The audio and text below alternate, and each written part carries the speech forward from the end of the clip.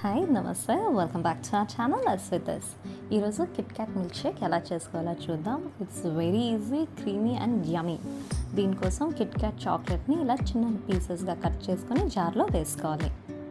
ఇందులోనే 3 tea spoons sugar వేసుకోవాలి. 1/2 spoon coffee powder, instant ఉంటుంది కదా అది వేసుకోండి.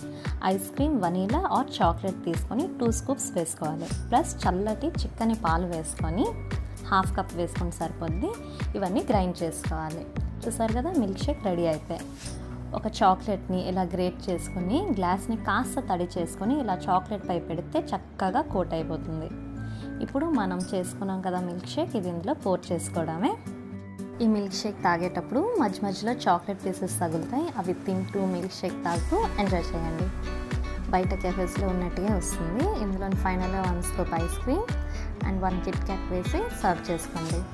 ఈ వీడియో కనుక మీకు నచ్చితే నా ఛానల్ని సబ్స్క్రైబ్ చేసుకోండి, లైక్ చేయండి, షేర్ చేసుకోండి. Thank you for watching.